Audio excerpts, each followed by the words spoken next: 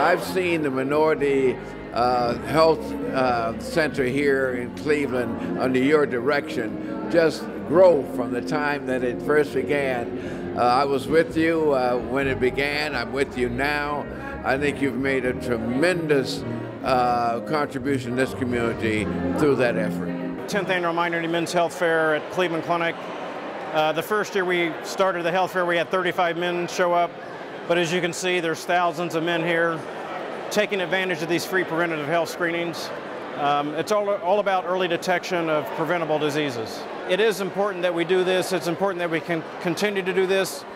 It's about improving the health literacy, the knowledge, the education about the healthcare disparities so men can understand how they can better improve their own health care. Big breath in, big as you can, big, big, big, and blast. Now keep going, keep going, keep going. Minority Men's Health Fair, it's actually open to everybody. It's not just for minority males, but we target African American males and men of color because of the healthcare disparities that are disproportionately really afflicting this patient population. There are some people out there who question the importance of reaching out and doing these free preventative health screenings, but really these statistics don't lie. If you look at the lifespans of African American males, for example, compared to Caucasian American males, 7 to 8 years shorter life expectancy in black men. These healthcare disparities are a real phenomenon, and we don't have to accept the fact that they exist. There's something that we can do about it. The Minority Men's Health Fair at the Cleveland Clinic has raised awareness within the minority community about taking care of ourselves and addressing health issues that are addressable at a time when there's still things that can be done. We all know now, with the science evolving, that the sooner you're able to deal with certain conditions, the better your chances are going to be, the less invasive the care is going to be, and it's simply about educating ourselves, taking responsibility for ourselves, and encouraging the people we love to do the same thing.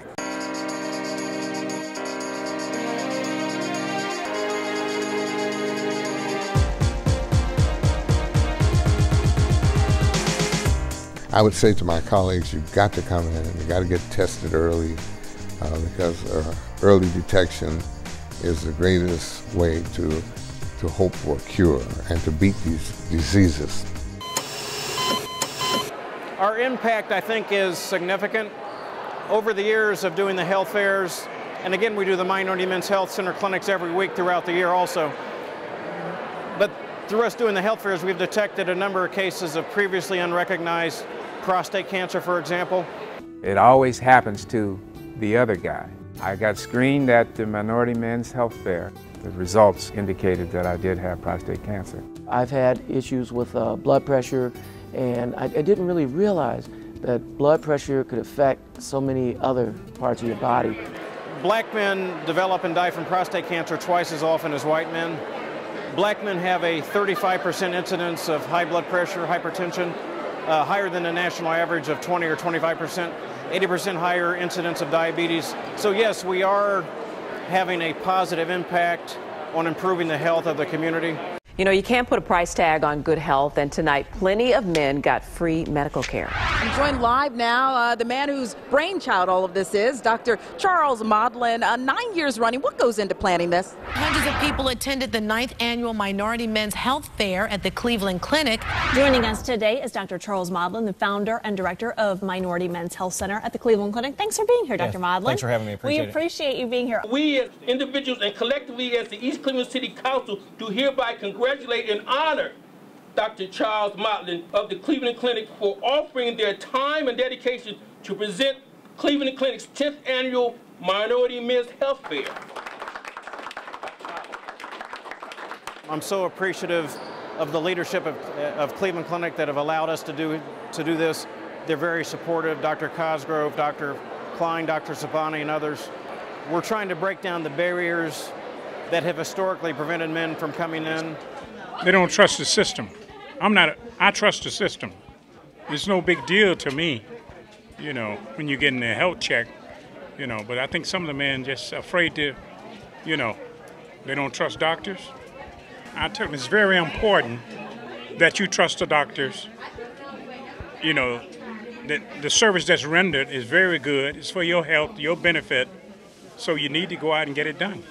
We're doing screenings for high blood pressure, diabetes, heart disease, high cholesterol, HIV, hepatitis C. The men are very appreciative of the fact that we do this, and they're responding. So this is really a remarkable turnout, remarkable event. All these men coming in here, they came in here on their own volition. In many cases, some women behind the scenes help push them here, direct them here. But the bottom line is they're here. We see ourselves as a pilot project, a pilot program, whereby other institutions can come and see what we're doing and then establish their own initiatives. I think this men's health care initiative is one of the best models that I've seen, and I think what Dr. Modlin is doing here at the Cleveland Clinic, we can use this as a model to actually use throughout the United States of America, and I really applaud him for his outstanding efforts. I would look to a day when healthcare disparities are eliminated, and I think we're on the right path. I think a lot of it centers around education, educating people about the importance of preventative health screenings. Because again, as I mentioned before, we don't have to accept the fact that black men die 8 years earlier than the majority population. And a lot of those death rates are preventable. A lot of those death rates are due to healthcare disparities. And I think we can see an end to that. Thanks to Cleveland Clinic for saving my life and being there for me, and God bless them.